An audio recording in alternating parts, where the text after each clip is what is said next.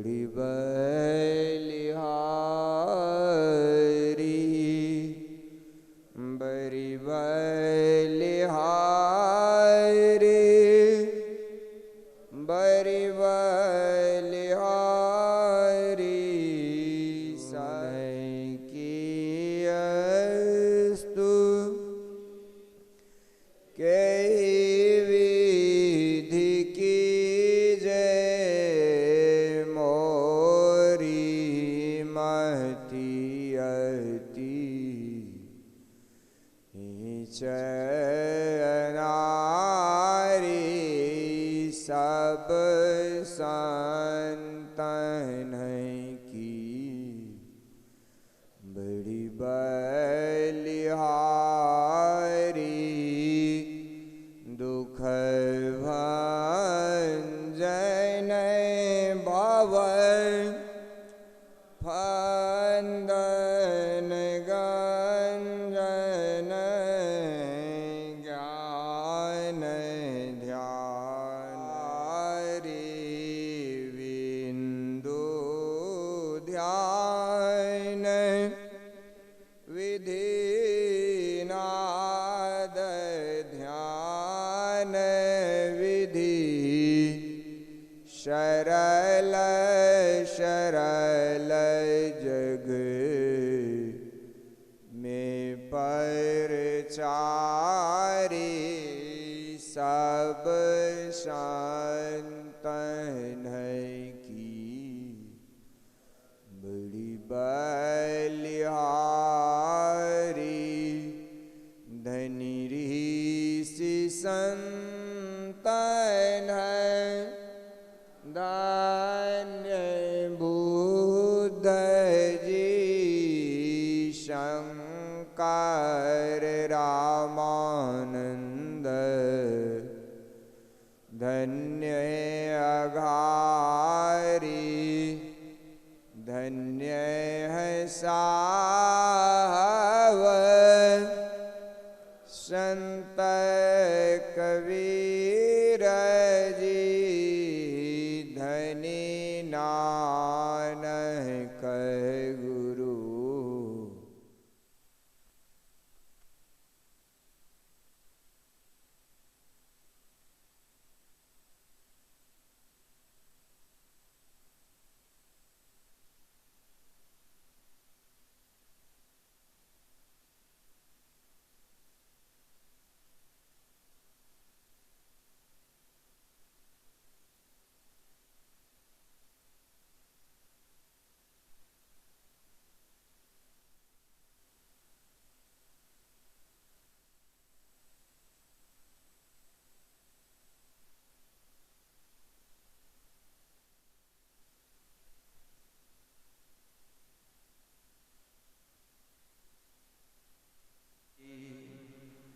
महामोहतम पुंज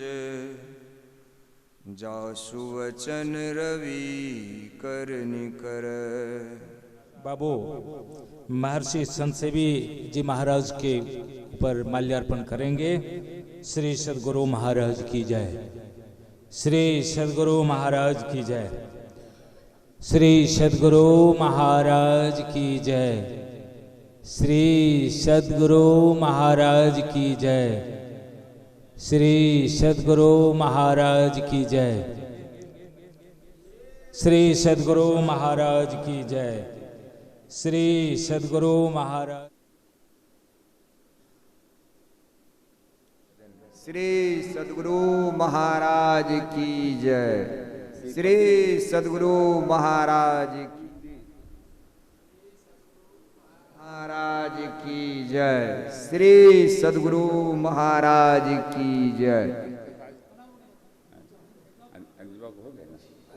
ये इसका जो तन्मात्रा है रूप रस गंध स्पर्श और शब्द, ये 5 जोड़ इसके साथ में लगा दिए। इस 5 चोट से हम लोग बच नहीं पा रहे। ये पंच विषय रूपी जो चोर है, ये रात दिन डंके की चोट पर हम लोगों को लूट रहा है। लेकिन हम लोग ऐसे हैं अभागे, उस चोर से मुकाबला कर नहीं पा रहे हैं। बाहरी चोर से तो मुकाबला कर लेते हैं, लेकिन हमारे अंदर में वह चोर घुसा हुआ है, उस चोर से मुकाबला करने में हम लोग असमर्थ हैं। उसी चोर से मुकाबला करने के लिए जहाँ तहाँ जो ध्यान शिविर लगाया जाता है, इसी चोर से मुकाबला करने के लिए अब हम लोग थर्मामीटर हम लोगों के अंदर में लगा हुआ है।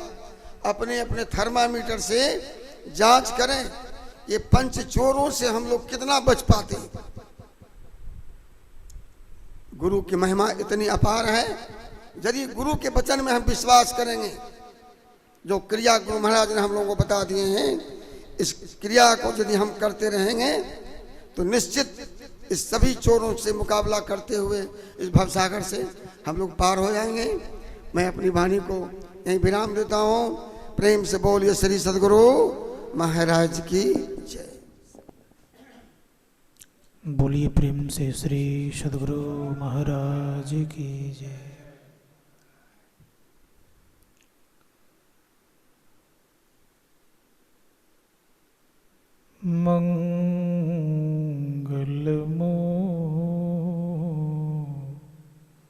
मंगलमूर्ति सतगुरु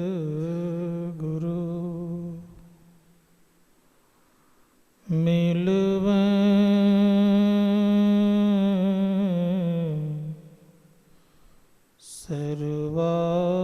सर्वाधार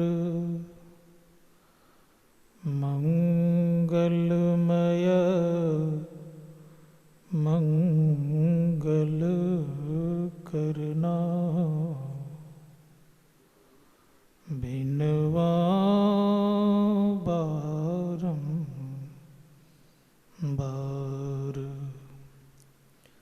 धन्य धन्य सद्गुरु सुखदा महिमा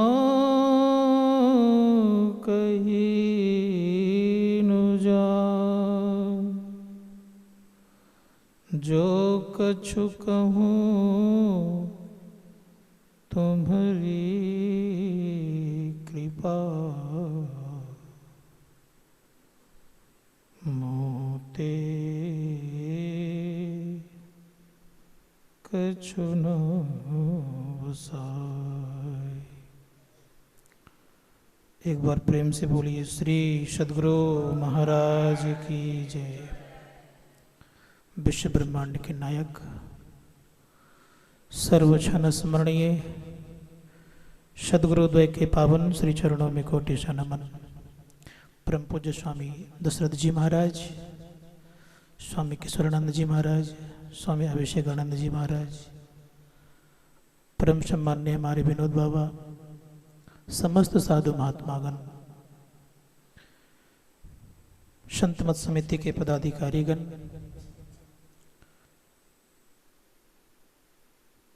परमादरणीय साधक वृंद, संवेद समादरणीय सज्जन वृंद, आदरणीय माताओं तथा भक्तिमती बहनों,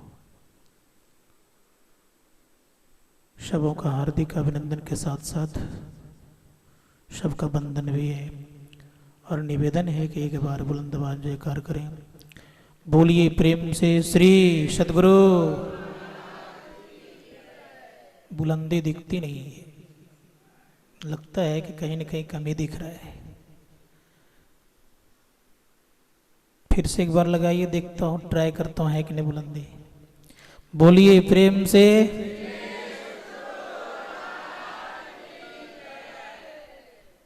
थोड़ा सा एक बार और, श्री सद्गुरु।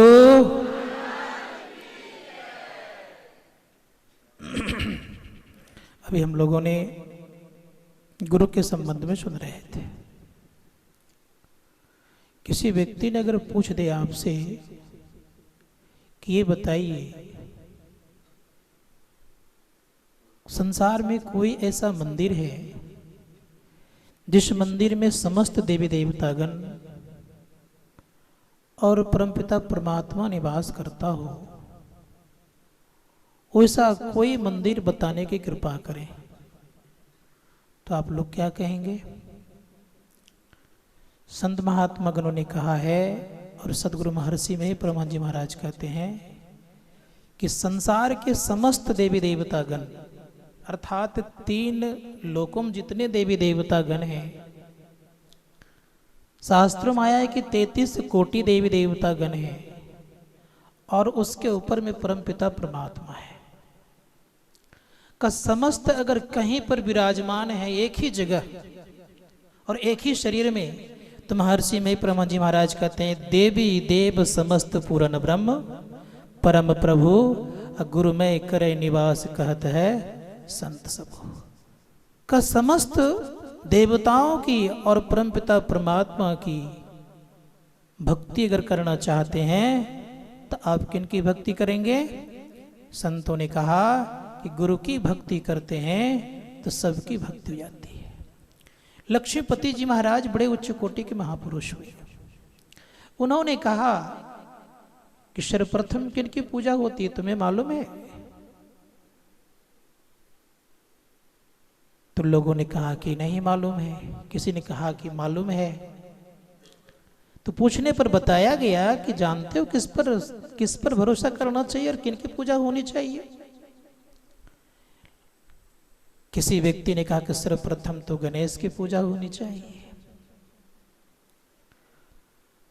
तो फिर पूछा उन्होंने कि गणेश की पूजा प्रथम क्यों होती है, क्या कारण है?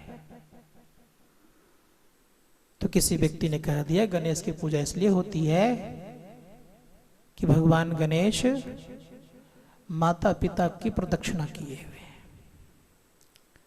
उनको तीनों लोकों में सर्वश्रेष्ठ मानते हैं, इसीलिए समस्त देवी देवता गण की पूजा न होकर के केवल भगवान गणेश ने 3 प्रदक्षिणा अपने माता पिता का लगा ली। और जब अपने माता पिता का लगा लिए और माता पिता का प्रदक्षिणा करा करके आराम से बैठ गए। कार्तिकेय जी उनके भाई थे, बड़े भाई थे। कार्तिकेय जी मयूर वाहन लेकर के चले थे और सबसे पहले आ गए और उनसे पूछते हैं कि गणेश तुम इस प्रतियोगिता में भाग नहीं लिया? बेचारे चुपचाप बैठे हुए क्यों बोलेंगे? का पूछ रहा हूं तुम इस प्रतियोगिता में भाग नहीं लिया? एकदम चुपचाप बैठे हुए हैं। जब कुछ नहीं बोलते हैं तो कहते हैं पक्का ऐसे का ऐसे ही है। जब ऐसे का ऐसे कह दिए, जब सब के सब इंद्र भी दम लगाए हुए थे कि मेरी पूजा पहले हो, समस्त देवी देवता गण ने दम लगा दिए कि मेरी पूजा पहले हो। और जब निर्णय हुआ तो कहा गया कि सर्वप्रथम इस प्रतियोगिता में उत्तीर्ण हुए हैं प्रथम श्रेणी से तो गणेश जी हुए हैं, इसलिए गणेश जी की प्रथम पूजा होनी चाहिए। कार्तिकेय जी कहते हैं ये तो गलत बात है। कहा कैसे? का सबसे पहले मैं आया, ये तो कहीं गया ही नहीं है। सभी देवताओं ने और जो निर्णायक देवतागण थे उन्होंने कहा कि इन्होंने माता पिता की प्रदक्षिणा कर ली और माता पिता की प्रदक्षिणा गुरु रूप में किए, इसलिए गुरु की जो पूजा कर लेते हैं सबकी पूजा हो जाती है और सर्वप्रथम उनकी भी पूजा होना शुरू हो जाती है। इसलिए प्रथम देव गुरु देव जगत में और न दूजो देवा। संसार में अगर प्रथम देव कोई है तो गुरु है। गोस्वामी तुलसीदास जी महाराज बड़े ही अच्छे महापुरुष हैं। उनके रचित रामचरितमानस विश्व प्रसिद्ध ग्रंथ है। यहाँ तक हम आप लोग जानते हैं कि जितनी भाषाएं हैं सभी भाषाओं में ये रामचरितमानस का अनुवाद हो चुका है। उस रामचरितमानस के प्रथम पन्ने पर आप देखेंगे तो आप किनकी वंदना करते हैं? तो गोस्वामी जी महाराज कहते हैं कि बंदो गुरुपद कंज। गुरु की वंदना सर्वोपरि करते हैं। कहते हैं गुरु किस तरह के होते हैं? तो बड़े सुंदर शब्दों में कहते हैं बंदो गुरुपद कंज कृपा सिंधु नर रूप हरि। नर के रूप में हरि होते हैं। ये क्या करते हैं महापुरुष?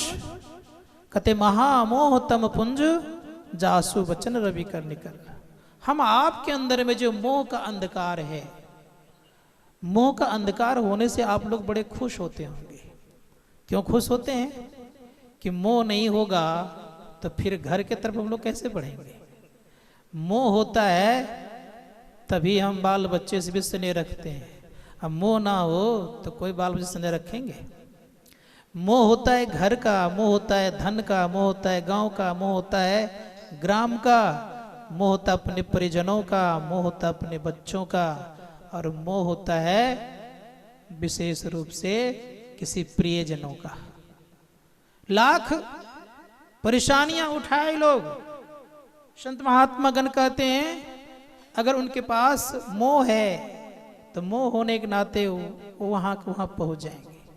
मोह इतना खतरनाक हुआ करता है कि घर में अगर डंडा भी चल जाए तब भी व्यक्ति उस मोह से दूर नहीं भाग सकता है।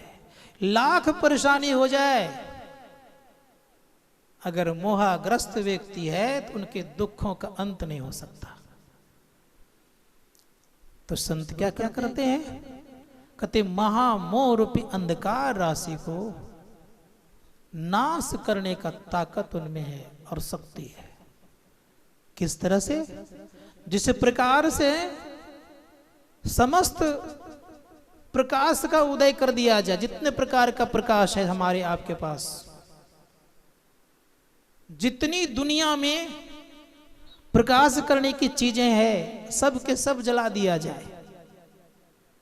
जब तक सूर्य का उदय नहीं होगा तब तक अंधकार दूर नहीं हो सकता। उसी प्रकार संसार का समस्त उपाय कर लीजिए आप, जब तक सदगुरु के वचन का एक किरण आपके ऊपर नहीं पड़ेगा तब तक मोह रूपी अंधकार राशि से आप दूर नहीं हो सकते। इसलिए क्या करते हैं गुरु, तो सदगुरु के वचन ऐसे हैं कि सूर्य की किरणों की तरह तीक्ष्ण है और अंधकार को नाश करने वाला है। इसलिए शास्त्रकार कहते कि सदगुरु के वचन पर भरोसा करना चाहिए। लोग बड़े प्रेम से हनुमान जी की पूजा करते हैं, नाना जगह घूमते फिरते हैं, और कोई कोई कहते हैं कि हम हनुमान जी के भक्त हैं। आजकल बहुत प्रसिद्ध चल गया है, नाम तो नहीं लूंगा, लेकिन इतना हम लोग जानते हैं कि हनुमान चालीसा लिखने वाला कौन, उस लिखने वाला से एक बार संवाद किया जाए, उनसे अगर पूछा जाए कि आप कभी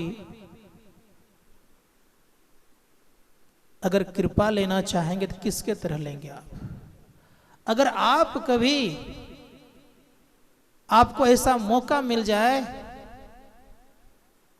भगवान सामने खड़े हो जाए और आपसे पूछे कि मैं आप पर कृपा करता हूं, किस तरह से आप कृपा लेंगे, तो क्या कहेंगे आप। गोस्वामी तुलसीदास जी महाराज की ऐसी स्थिति हो गई। रामचरितमानस को तो उन्होंने लिखा ही है, और हनुमान चालीसा भी लिखने वाले तुलसीदास जी महाराज जी। किस परिस्थिति में लिखा है पता है, विषम परिस्थिति में पड़ गए थे। उस समय के जो मुगल शासक थे उन्होंने उनको बंदी बना लिया था और जेल में उनको बंद करना था। कहा कि आप जेल में बंद करने के पूर्व मुझे कुछ मोहलत दीजिए। कहा मोहलत है। कहा क्या करना चाहते हो। कहा बस मैं अपने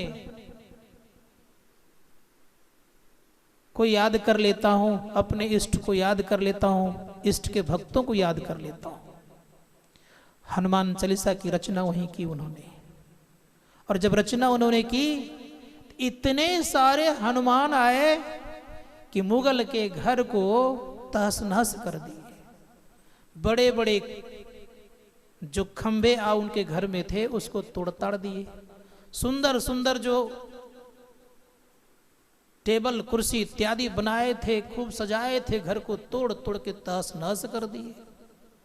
मंत्री उधर से आके कहते हैं कि जहां अपना घर की स्थिति बहुत खराब हो गई है। कहा क्या हुआ। कहा इतने बंदर आए हैं कि कोई जगह खाली नहीं है और सब के सब नुकसान कर रहे हैं, सब के सब क्षति पहुंचा रहे हैं। कहा ऐसा क्यों हो रहा है।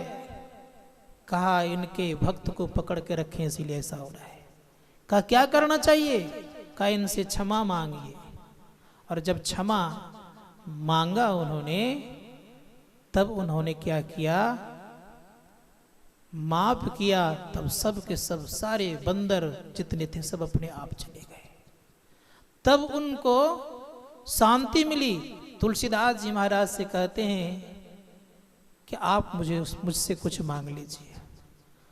कहा मैं तो कुछ मांगता नहीं हूं, लेकिन यह भवन रामायण के नाम से आप प्रसिद्ध कर दें। और आप लोगों को पता होगा कि रामायण नाम का भवन कहीं न कहीं इस धरती पर है, और वो धरती आपका मोदी जी का सांसदीय क्षेत्र है, जिसको हम लोग बनारस कहते हैं। आज उसको तोड़ करके बढ़िया से बनाया गया है, लेकिन पूर्व में मुगल ने रामायण नाम से उस भवन का उन्होंने उद्घाटन किया था। तो गोस्वामी जी महाराज मांग रहे हैं किस तरह से? तो बड़े प्रेम से कह रहे हैं, जय जय हनुमान गुसाई, कृपा करहो गुरुदेव की नाई। अगर मेरे पर कृपा आप करें, मुझ पर कृपा आप करें, तो हनुमान जी की तरह नहीं कहा, भगवान राम की तरह नहीं कहा। उन्होंने कहा कि गुरुदेव के नाई कृपा कीजिए। गुरु को कितना उन्होंने अब ऊपर उठा के रखा। साथ ही साथ यहां तक गोस्वामी जी महाराज कहते हैं कि ब्रह्मा और विष्णु के तरह अगर कोई लोग खड़े हो जाएं, भगवान शिव के तरह अगर लोग खड़े हो जाएं, आपको बहुत आदर सत्कार के साथ साथ रक्षा करने वाले ये सब महापुरुष आपके हो जाएं, तब भी क्या आप भवसागर से तर सकते हैं? गोस्वामी जी महाराज कहते हैं, बिना बिनु गुरु भव निधि तरई न कोई, जौ बिरंची शंकर संग होई। बिना गुरु से संसार सागर से कोई भी व्यक्ति पार नहीं हो सकता, चाहे ब्रह्मा या शिव ही क्यों नहीं हो। कहा बिनु गुरु भव निधि तरई न कोई, जौ बिरंची शंकर समोई। बिरंची नाम है ब्रह्मा जी का, और शंकर के संबंध में सबको जानते हैं, भगवान शंकर का। इनके समान भी अगर कोई लोग हो जाए संसार में, फिर भी गुरु के बिना वो संसार सागर से पार नहीं हो सकता। इसलिए संत कबीर ने बड़ा सुंदर शब्द कहा कि सुनो, संसार में मनुष्य तो सब कोई होते हैं, लेकिन गुरु को जो मनुष्य समझते हैं, तो कहा वे क्या करते हैं? तो जमराज को निमंत्रण देते हैं। इसलिए उन्होंने कहा, जो कोई गुरु को मानुष जानते ते नर अंध है, महा दुखी संसार में तिनके आगे जम फंद है। किनका फंदा होगा? खा जम का फंदा होगा।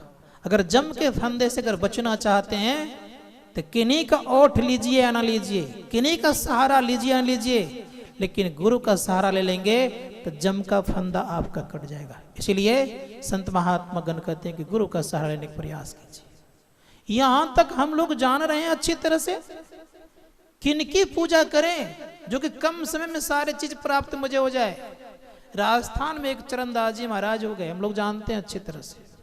चरणदास जी महाराज बड़े उच्च कोटि के महापुरुष हुए, उन्होंने आत्म साक्षात्कार कर लिया था। और सुने हम लोगों ने कि संत सदगुरु वही होते हैं जिन्होंने आत्म साक्षात्कार कर लिया है। सदगुरु वे होते हैं जिन्होंने जीवित अवस्था में सारे आवरणों को पार कर गए हैं। आवरण कितने? 3 प्रकार के आवरण होते हैं, अंधकार, प्रकाश और शब्द। इन तीनों प्रकार के आवरणों को जो पार कर जाते हैं और अपने आप को शब्दातीत पद में अवस्थित रखते हैं, ऐसे महापुरुषों को संत सदगुरु कहते हैं। कहा कि ऐसे सदगुरु का अगर सानिध्य प्राप्त हो जाए तो पल में आपका निहाल हो सकता है। चरणदास जी महाराज कहते हैं, हरि सेवा, परमात्मा की सेवा आप 100 वर्षों तक कर लें, लेकिन गुरु की सेवा अगर पलचार करेंगे तब भी बराबरी नहीं होगा। इसलिए कहा, हरि सेवा कृत 100 वर्ष, गुरु सेवा पलचार, तो भी न बराबरी वेदन किया विचार। कहा वेद विचार कहता है कि ईश्वर परमात्मा की सेवा 100 वर्षों तक करते रह जाइए, लेकिन गुरु की सेवा अगर पलचार कर लेते हैं तो कहा बराबर नहीं हो सकता। गुरु क्या करते हैं, का जहां से संसार में आए हैं वहां पहुंचाने की ताकत और क्षमता संत सदगुरु में है। इसलिए बड़ा सुंदर शब्द कहा गया है। संत कबीर साहब ने कहा कि संसार के समस्त सागरों का आप स्याही बना दीजिए, और जितने संसार में जंगल हैं और जितने प्रकार के वनस्पति पदार्थ हैं,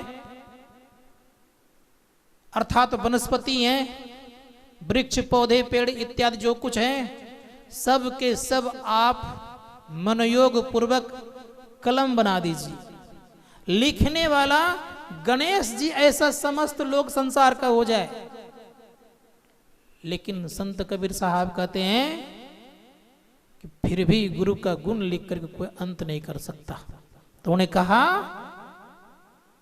धरती सब संसार में कागज क्या का धरती कागज बना दीजिए। एक तल धरती की बात नहीं मैं कह रहा हूं, प्रकार के संसार में तल है धरतियों का, 7 प्रकार का तल नीचे हैं, 7 प्रकार का ऊपर है। कहा कि समस्त तल का अगर कागज बना दिया जाए, अर्थात संपूर्ण धरती का कागज बना दिया जाए, और सारे सागर का आप स्याही बना दें, और जितने संसार में जंगल हैं सब के सब कलम बना दिया जाए, तो संत कबीर साहब कहते हैं धरती सब कागज करूं, लेखनी सब बन रहा है, और 7 समुद्र की मसी करूं, गुरु गुण लिखा न जाए।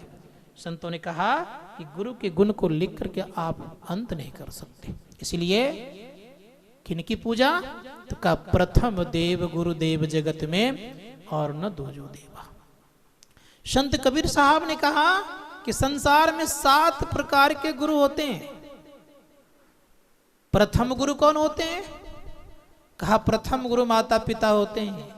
आजकल प्राय लोग स्टैंडर्ड जमाने में, या यूं कह लीजिए भौतिकता के आधुनिक जिंदगी में, लोग क्या करते हैं, माता पिता को एक अनाथालय अर्थात वृद्धाश्रम भेज देते हैं। लेकिन यह दुर्भाग्य है हमारी संस्कृति की, यह दुर्भाग्य है हमारे देश की, कि जो माता पिता को जो बच्चे बाहर भेज देते हैं, उस बच्चों को मैं धिक्कार कहता हूं। वो बच्चे किस तरह संस्कार लेके आए नहीं पता, लेकिन मैं इतना जरूर कहूंगा कि कभी भी माता पिता को वृद्धाश्रम नहीं भेजना चाहिए। संत कबीर साहब ने कहा कि सर्वप्रथम जो पुत्र माता पिता को नकारता है, जो संतान माता पिता को नकार देता है, का उन माता पिता को तो सोचना चाहिए कि ऐसे संतान किस काम का, वो किसी काम का नहीं होता है। संत पलटूदास जी महाराज कहते हैं जियत ही मरी जाए, अर्थात वैसे पुत्र तो जन्मते ही मर जाता अच्छा है। लेकिन संत कबीर साहब ने बड़ा सुंदर शब्द कहा। उन्होंने कहा कि प्रथम गुरु कौन होते हैं, कहा प्रथम गुरु माता पिता, जो रज बीरज की दाता, दूसर गुरु मन की धाई, गिरहवास की बंद छुड़ाई, तीसर गुरु जिन धरिया नामा, ले ले गाम पुकारे ठामा, चौथा गुरु जिन शिक्षा दिन्ना, जग व्यवहार सबे को चिन्हा, पंचम गुरुजन वैष्णव किन्हा, राम नाम का सुमिरन दिना, छठा गुरु भरमगढ़ तोड़ा, दुबधा मेटी एक से जोड़ा, सातम गुरु सत शब्द लखाया, जहां का तत्व तहां पहुंचाया, 7 गुरु संसार में, चेला सब संसार, सदगुरु सोई जो भवजल उतारे पार। इस संसार सागर से पार उतारने वाला अगर कोई होते हैं तो वह संत सदगुरु होते हैं। सदगुरु किसको कहते हैं, संत दाऊदयाल जी महाराज कहते हैं कि डूबत रहा भव सिंध में, लोभ मोह की धार, जन दरिया सदगुरु तैरू मिला, पल में किया उबार। पल में उबार करने की क्षमता संत सदगुरु रखते हैं। इसलिए बड़ी अच्छी बात है कि जितनी आस्था उतनी व्यवस्था। गुरु के प्रति जितनी आपकी आस्था होगी उतनी व्यवस्था बढ़ेगी। इसलिए संत महात्मा गण कहते हैं दोनों तरह की व्यवस्था होती है, भीतर की भी और बाहर की भी। आस्था में कमी तो ध्यान सत्संग करने में भी कमी, बाहर की व्यवस्था में भी कमी। इसलिए आस्था को बढ़ाएंगे तो व्यवस्था होगी। संत महात्मा गण कहते हैं कितनी आस्था होनी चाहिए, तो कहा कि गुरु के प्रति आस्था तो इतनी होनी चाहिए शिष्य सब कुछ समर्पण करे। गुरु भी ऐसे होना चाहिए कि शिष्य से कुछ भी ना ले। इसलिए शास्त्रकार कहते हैं कि गुरु कोई साधारण शब्द नहीं है। इस संसार संत सदगुरु पर ही टिका हुआ है। इसलिए हम लोगों ने सुना होगा कि आग लगी आकाश में चूही चूही गिरे अंगार, अगर संत जना ना होता तो जल जाता संसार। ये संसार नहीं रहता। इसलिए हम लोगों को विश्वास और भरोसा रखना चाहिए। यथा गुरु तथा देवो। हम लोग कहते हैं बड़े प्रेम से, गुरुर ब्रह्मा गुरुर विष्णु गुरुर्देवो महेश्वरा गुरुर साक्षात पर ब्रह्म तस्मै श्री गुरुवे नमः। परमात्मा को भी हम लोग गुरु ही मानते हैं। इसलिए संत महात्मा गण कहते हैं कि अगर जीवन में कल्याण चाहते हैं तो गुरु चाहिए। क्या देते हैं गुरु? संत महात्मा गण कहते हैं जो चीज गुरु देते हैं कोई नहीं दे सकते हैं। महर्षि संशयी परमहंस जी महाराज ने एक बार जिज्ञासा की अपने पूज्य गुरुदेव से। कहा, गुरुदेव सदगुरु सब कुछ दिन देत कछु ना रहियो, हम ही अभागी नार सुख तज दुख लइयो। अर्थात सदगुरु सब कुछ दिन, गुरु तो केवल जुक्ति ही न बताते हैं गुरुदेव, और तो कुछ नहीं बताते हैं। महर्षि में परमहंस जी महाराज कहते हैं कि एक बात बताइए आप, संपूर्ण सुखों का खजाना जहां है और उसकी चाबी अगर संत सदगुरु आपके हवाले कर दिए तो क्या देने के लिए कुछ उन्होंने रखा?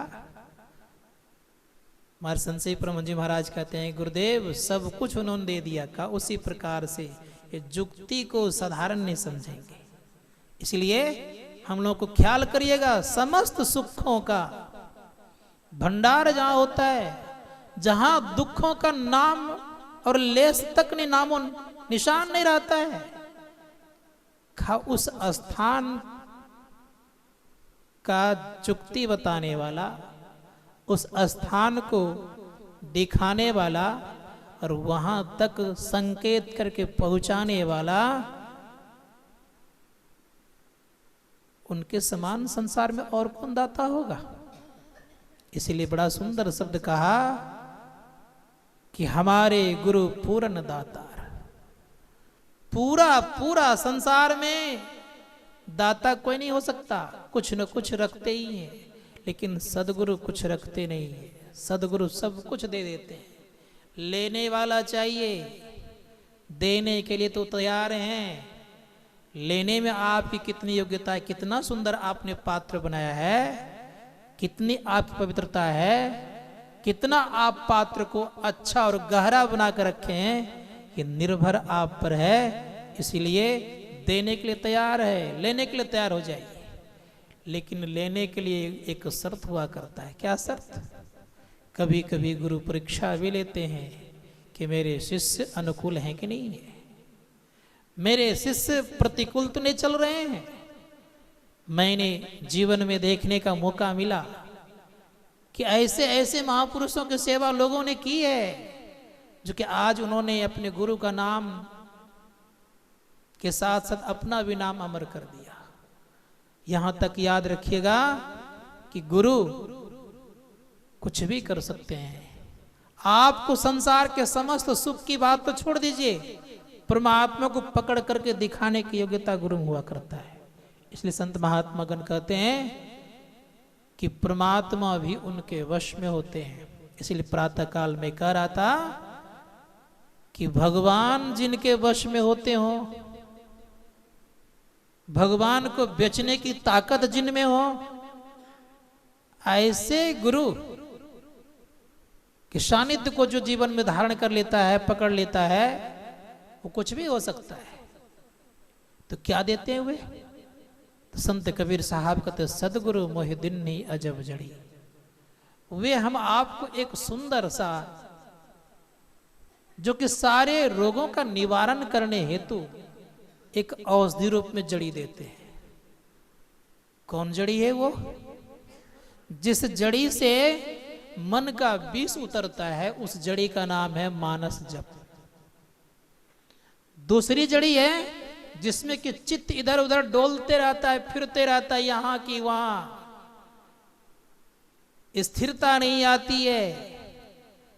तो सदगुरु क्या करते हैं?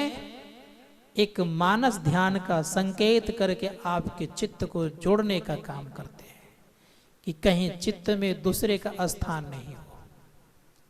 अगर कहीं दूसरे का स्थान हो गया तो दूसरा अगर चित्त रूपी सिंहासन पर विराजमान हो गए तो फिर गुरु को कैसे बिठाएंगे? इसलिए हृदय रूपी सिंहासन पर सदगुरु को ही बैठाना चाहिए। और जो सदगुरु को बैठा लेते हैं तो उनका कोई काम रुकता नहीं है। सबके सब काम हो जाता है संसार में। इसलिए गुरु को बैठाना चाहिए, क्योंकि ये जो शरीर रूपी हुजरा है ये आज से नहीं, बहुत दिनों से बहुतों को बैठा, कभी सगा को, कभी संबंधी को, कभी अपनों को, कभी परायों को बैठा बैठा के इतने बैठा दिए हैं कि इससे उतारने का नाम होता नहीं है। लेकिन कहा परम संत तुलसी साहब कहते हैं कि दिल का हुजरा साफ कर, जाना आना के लिए ध्यान गैरों से उठा, उसको बिठाने के लिए अगर चाहते हैं कि हम परमात्मा रूपी गुरु को अपने हृदय रूपी सिंहासन पर बैठाएं तो संसार के समस्त जो मोहाग्रस्त जिन जिन लोगों से है, अगर उनको जब तक नहीं हटाएंगे तब तक गुरु आपके हृदय रूपी सिंहासन पर कैसे बैठेंगे, कैसे विराजमान होंगे? संत महात्मा गण कहते हैं इस हुजरा को साफ करना पड़ेगा जाना आना के लिए। इसलिए प्रयास करना चाहिए हम लोगों को जीवन में कि अगर कल्याण चाहते हैं तो मनोयोग पूर्वक साफ करने का प्रयास कीजिए। क्या साफ करने कला है? जिस दिन आपका मन रूपी दर्पण साफ होगा उसी दिन प्रत्यक्ष गुरु का रूप आपके सामने दिखेगा। जब तक मन रूपी दर्पण साफ नहीं तब तक गुरु का अंदर में दर्शन नहीं, और जब तक दर्शन गुरु का नहीं तब तक जीवन में मन प्रसन्न कहाँ से होगा? अगर मन की प्रसन्नता चाहते हैं तो शास्त्रकार कहते हैं बड़े प्रेम से कि गुरु को हृदय रूपी सिंहासन पर बिठाइए। ये दूसरी जड़ी है मानस ध्यान, याद रखिएगा। ये क्या कर देंगे आपको? तो आपका चेहरा दिव्य बनाने का काम करेंगे, दिव्य बन जाएगा आपका। सदैव याद रखिएगा कि दूसरी जड़ी जब सुंघाई गई थी लक्ष्मण जी को तो बेचारे सोनारे कलर के हो गए थे। उसी प्रकार से गुरु रूप का दर्शन आप करेंगे, मन प्रसन्न होगा, खिल उठेगा चेहरा। जो मुरझाया हुआ चेहरा है ये नहीं रहेगा आपका। आपके अंदर में शांति विराजने लग जाएगी यहीं से, क्योंकि हिमालय भले ना गए हों लेकिन हिमालय की तराई अगर चले गए हैं तो वहीं से आपको शांति अर्थात ठंडक लगना शुरू हो जाता है। ठीक उसी प्रकार से याद रखिएगा, जिन व्यक्तियों ने गुरु रूप का दर्शन कर लिया यहीं से उनके अंदर में शीतलता आनी शुरू हो जाती है, और परिणाम ये होता है कि दृष्टि योग में तो पूर्ण प्रकाश वो देखने लग जाता है। इसलिए संत महात्मा गण कहते हैं कि मानस ध्यान को साधारण ध्यान नहीं समझिएगा। इसलिए संत महात्मा गण कहते हैं कि मानस ध्यान को खूब मनोयोग पर करने की चेष्टा कीजिए। कैसे होगा? हम आप लोगों ने सुना है जीवन में, क्या सुना है कि द्रौपदी ने पुकार लगाई तो भगवान श्री कृष्ण आ गए। हम लोग भी पुकार रहे हैं इस जमाने में। इतने तो कोई नहीं संसार में अनसुनी कर सकते हमारी बात, लेकिन नहीं आ रहे। मतलब क्या है? मतलब ये है कि मन पवित्र नहीं है।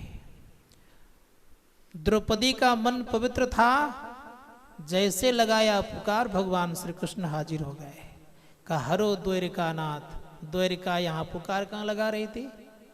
हस्तिनापुर में नहीं। हरो द्वारिका नाथ अब शरण में तेरी, बिन काज महाराज लाज गई मेरी।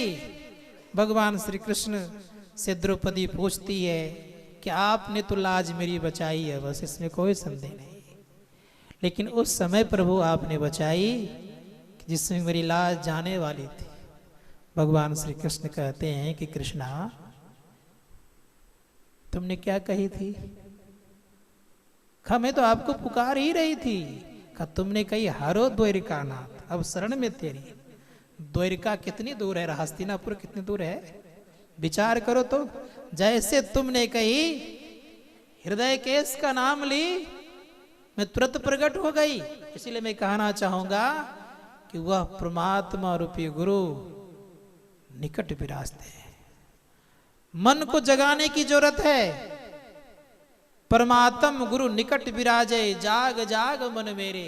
परमात्मा रूपी गुरु आपके निकट विराजते हैं, केवल मन को जगाने की जरूरत है। कहेंगे हम लोग तो सब के सब अभी जगे हुए हैं। संतों ने कहा नहीं, अगर जगे होते तो गुरु को प्रत्यक्ष निकट पाते। जगे नहीं होने के कारण गुरु को हम लोगों ने निकट नहीं दूर कर दिए हैं। इसलिए संतों ने कहा कि जगाइए किसको? मन को। मन किधर है? जब तक हमारा मन अधमुख है तब तक हम जगे हुए नहीं है। जब तक हम विषयों का चिंतन करते रहते हैं सदैव, तब तक जगना संभव नहीं है। इसलिए प्रयास कीजिए कि हम अधमुख ना होकर के ऊर्ध्वमुख हो जाए। ऊर्ध्वमुख होते ही मन जगेगा तो गुरु कहाँ विराजेंगे? तो कहा परमात्म गुरु निकट विराजे, जाग जाग मन मेरे। परमात्मा रूपी गुरु कहाँ विराजेंगे? तो कहा सबसे नजदीक। उनसे नजदीक संसार में कोई नहीं हो सकते। संग में सोने वाले भी आप याद रखिएगा, वे भी उतने नजदीक नहीं हैं जितने कि संत सद्गुरु नजदीक हुआ करते हैं। ये सदैव ख्याल रखिएगा जीवन में कि गुरु समान संसार में नजदीक और कोई नहीं होंगे। इसलिए भगवान श्री कृष्ण बड़ी सुंदर बात कहते हैं। क्या वो कहते हैं? अर्जुन को देखा कि ये भी कहीं न कहीं मोहाग्रस्त है। अपने तो पूरा दम लगा करके मुंह से थोड़ा निकालने का काम किया, लेकिन आपको पता है कि युद्ध भूमि में तैयार तो हो गई युद्ध करने के लिए। वही अभिमन्यु की जब मृत्यु हो गई फिर मोहाग्रस्त हो गए। इतने रोए अर्जुन, इतने रोए। भगवान श्री कृष्ण को चुप करने के लिए स्वर्ग ले जाना पड़ा। और स्वर्ग जब गए तो वहां अभिमन्यु खेल रहा था। अभिमन्यु सबसे कम उम्र में जाने का कारण यह था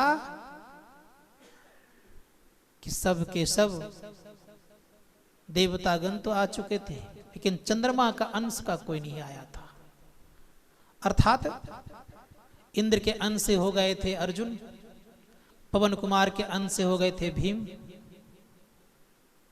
अश्विनी कुमार के अंश से हो गए थे सहदेव और नकुल, और धर्मराज के अंश से हो गए थे आपके युधिष्ठिर। लेकिन चंद्रमा के अंश से कोई नहीं, और देवतागण भी हो गए थे। उसको जब कहा गया था तो कहा कि मेरे अंश तो जाएगा, लेकिन बहुत दिन तक ठहरने की उनकी इच्छा नहीं। कम समय में अगर उनको आप भेज दें तो मैं ऐसा उपाय कर सकता हूं। तो चंद्रमा का अंश होने के नाते अभिमन्यु बहुत कम समय रहा, और परिणाम ये हुआ कि सबको आशीर्वाद दे रहे थे। जब युद्ध भूमि में जा रहे थे तो भगवान श्री कृष्ण के पहले द्रौपदी आशीर्वाद करती है, दीर्घजीवी भव, आयुष्मान भव। सब के सब जब कहते हैं, भगवान श्री कृष्ण को प्रणाम जब करने आते हैं तो कहते हैं यशस्वी भव। कृष्णा पूछती है कि केशव तुमने लंबी आयु का आशीर्वाद नहीं दिया? कहा कृष्णा ये यशस्वी होंगे और सबसे श्रेष्ठ योद्धा कहलाएंगे, इसलिए मैंने यशस्वी होने का आशीर्वाद नहीं दिया। आप लोगों को पता है कि समस्त योद्धा मिलकर के अर्थात 7 महारथी मिलकर के अर्जुन के पुत्र अभिमन्यु को मारा गया। इतने बड़े योद्धा निकले कि आज दुनिया में कम उम्र वाले योद्धा कहलाए। भीष्म पितामह कहा करते थे कि अगर मैं जानता कि चारों ओर से हस्तिनापुर सुरक्षित है तो मैं तुम्हारे चरणों में अपना मैं धनुष रख देता। इतनी बड़ी बात कहने वाले। तो मैं कहने जा रहा था कि वह अभिमन्यु के पिता अर्जुन जब मोहाग्रस्त हुए तो भगवान श्री कृष्ण कहते हैं तद विद्धि परिपातेन परिप्रश्नेन सेव्या उपदक्षन्ति ते ज्ञानम ज्ञानो तत्वदर्शिना। कहा है अर्जुन तत्वदर्शियों की सेवा करो। जब तत्वदर्शियों की सेवा करेंगे आप तो आपके ज्ञान चक्षु खुलेंगे। जब तक तत्वदर्शियों की सेवा नहीं करेंगे तब तक ज्ञान चक्षु आपके खुल नहीं सकते। लाख आप संसार में समस्त मंदिरों की सेवा आप कर लीजिए, लेकिन ज्ञान चक्षु खोलने की ताकत अगर किन्हीं में होती है तो सदगुरु में होती है। इसलिए समस्त भूमंडल के यात्रा आप कर लें, लेकिन ज्ञान चक्षु आपका तब खुलेगा सदगुरु की सेवा करेंगे। जब तक सदगुरु की सेवा नहीं करेंगे तब तक ज्ञान चक्षु खुलने वाला नहीं है। कुछ भी आप कर लीजिए, बड़े से बड़े विद्वान बन जाइए आप, भौतिकता की सीमा पार कर जाइए आप, भौतिक विद्या के सर्वश्रेष्ठ ज्ञान को हासिल कर लीजिए, लेकिन आत्म कल्याण वाली जो विद्या है जिसे हम अध्यात्म विद्या कहते हैं, उस विद्या के लिए तो गुरु की बड़ी आवश्यकता है। इसीलिए कहा 14 4 8 10 रस समझत भरपूर नाम भेद जाने बिना सकल समझ में दूर। अर्थात 14 4 14 विद्याएं हैं, 4 वेद हैं, 18 पुराण हैं, 6 शास्त्र हैं, 9 व्याकरण हैं। इन सबों का भरपूर आप जानकार हैं। और जब तक सदगुरु के द्वारा आपने नाम का भेद नहीं जाना है का सकल समझ में धूर, अर्थात आपके जीवन में कुछ नहीं है। इसलिए संत महात्मा गण कहते हैं इस नाम को जानने की चेष्टा कीजिए। कौन सा नाम? संसार में अनेक प्रकार का नाम होता है। भगवान शिव से पूछना चाहूंगा कि हे भोलेनाथ, आप किस नाम को आप लोगों के सामने रखना चाहते हैं और किस नाम को जपने के लिए कहते हैं? अनेक प्रकार का नाम है। मैं जानता हूं कि हरि के 1000 नाम हैं, इसमें कोई संदेह नहीं है, लेकिन उन हरि के हजारों नामों में से सर्वश्रेष्ठ नाम कौन सा है जिस नाम से लोगों के अंदर में भ्रम नहीं हो, जिस नाम के चलते लोगों के अंदर में अंधकार राशि ना रहे, जिस नाम के चलते लोगों को सुमरण होते ही मोह रूपी अंधकार दूर हो जाए, वो कौन सा नाम है? भगवान शिव से जानने की चेष्टा कीजिए। भगवान शिव बड़े प्रेम से कहते हैं कि हे पार्वती सुनो, संसार में एक ही नाम है जिस नाम का सुमरण करने मात्र से उनके मोह दूर हो जाते हैं, जिस नाम को याद करने मात्र से भ्रम दूर हो जाता है, संशय नहीं रहता है, निर्मूल उनके संशय निवारण हो जाते हैं। वह नाम जानते हो कौन सा है? भगवान शिव कहते हैं कि वह नाम है गुरु मंत्र। इसलिए कहा संसार में 1-2 करोड़ अगर मंत्र होता तो लोग प्रयास करते जपने का। 1-2 करोड़ मंत्र तो है नहीं, 7 करोड़ महामंत्र है, और 7 करोड़ महामंत्र है देवी चित्त को भ्रमित करने वाला है। स्कंद पुराण पढ़ करके देख लीजिए, भगवान शिव स्वयं मां पार्वती कह रहे हैं कि 7 कोटि महामंत्रा चित्त का एक एव गुरु महामंत्र गुरु अक्षर द्वयम। कहा ये जो 7 करोड़ महामंत्र है सब के सब चित्त को भ्रमित करने वाला है। तब एक मंत्र है वो कौन सा? गुरु मंत्र, जो गुरु मंत्र कभी चित्त को भ्रमित नहीं करता है। इसलिए संत महात्मा गण कहते हैं गुरु की पूजा कीजिए। गुरु की पूजा करेंगे तो क्या होगा? ये अति पावन मंत्र है, इतना पावन मंत्र है कि जब गुरु मंत्र का जप करते हैं मन भाग जाता है, तो अन्यों का ध्यान तो हो जाता है लेकिन गुरु का ध्यान नहीं होता है। कभी कभी चिंतन बेटे का, पोते का, नाती का और परिवार का हो जाता है, ख्याल आ जाता है, लेकिन गुरु रूप का साक्षात्कार जल्दी नहीं होता है। जिस चीज से जितना लगाव रखते हैं उसका ध्यान तो बन जाता है, लेकिन गुरु का ध्यान नहीं बनता है। कारण गुरु अति पवित्र मूर्ति है। संसार में समस्त मूर्तियों से श्रेष्ठ मूर्ति होती है गुरु की मूर्ति। इसलिए कहा गया ऐसे चित्र नहीं लगा हुआ है, चरित्र की पूजा होती है। इसलिए सदैव याद रखिएगा कि गुरु ऐसा पवित्र मूर्ति कोई नहीं होता है। यहां तक हम आप जान लीजिए कि लोग तो अनुमानतः किसी भगवान के रूप को बनाते हैं, कोई न कोई वहां कमी दिख जाता है, लेकिन गुरु का मूर्ति जो साक्षात्कार होता है ब्रह्म। इसलिए संत महात्मा गण कहते हैं कि अति पावन गुरु मंत्र मन ही मन जाप जपो, उपकारी गुरु रूप को मानस ध्यान तपो। इस मानस ध्यान को जिन्होंने जीवन में धारण कर लिया तो क्या होगा? संत तुलसीदास जी महाराज बड़े प्रेम से कहते हैं, दर्शन उनके उर्माही करे बड़ भागी, तिनके तरने की नाव किनारे लागी। जिन्होंने दर्शन अपने अंदर में कर लिया तो सदैव याद रखिएगा कि उनके लिए नाव किनारे लग गई। अर्थात मानस ध्यान जिन्होंने ठीक ठीक कर लिया, नाव किनारे लग गई। वो नाव किधर चलेगी? तो हम आपके जीवन में एक बात सदैव याद रखिएगा, नाना प्रकार का घाट का नाम सुने होंगे, बनारस गए होंगे तो 84 प्रकार का वहां घाट है, इसमें कोई संदेह नहीं है। और सब घाट किसी न किसी महापुरुष के नाम से है, लेकिन एक घाट मैंने नहीं देखा। मैंने 84 घाटों को घूम घूम के देखा और सबका नाम मैंने पढ़ा, लेकिन एक घाट मैंने नहीं देख पाया। वो कौन सा घाट? वो सुषमना घाट कहीं लिखा हुआ नहीं था। वो सुषमना घाट सबके अंदर में विराजमान है, याद रखिएगा। और जो गुरु मूर्ति का दर्शन कर लेता है तो उसका अब नाव जब खुलेगी तो सुषमना घाट की तरफ चलेगी। इसलिए संत महात्मा गण कहते हैं वहां पर क्या होगा? सुखमना उसका नाम है, वहां सुख लगना शुरू हो जाएगा। मिलेगा क्या? तो बड़े प्रेम से कहा कि वहां पर नाना प्रकार का परमात्मा द्वारा वाद्य यंत्रों का इंतजाम है। सुंदर सुंदर मधुर मधुर संगीत हुआ करता है। नाना प्रकार के रंग बिरंगे आप प्रकाश देखते हैं। उस पर जो पहुंचता है तो बड़े प्रेम से हमारे परम पूज्य गुरुदेव कहते हैं, बिंदु चमकी आवे पंच रंग उगी आवे, बड़ा ही अजब ब्रह्मलोक तजिए दसवां द्वार योरेना। दूसरे शब्दों में परम संतुल साहब कहते हैं कि उस घाट पर जो पहुंचते हैं तो क्या होता है? कहा गुमठ मठ मृदंग बजेरे, वहां पर मृदंग की ध्वनि होती है। बाहरी मृदंग को सुनते हैं तो कहते हैं वातावरण शुद्ध हो जाता है, लेकिन जो अपने अंदर के मृदंग को सुनता है उनका क्या शुद्ध होगा भाई? कभी विचार किए? संत महात्मा गौ ने कहा जो भीतर के मृदंग को सुनता है, तो याद होगा कुछ लोग देहात से अभी आए हुए यहाँ पर, पता उन लोगों को है कि जब श्राद्ध क्रिया होती है गांव देहात में तो कहते मृदंग बज गया ना तो शुभ हो गया।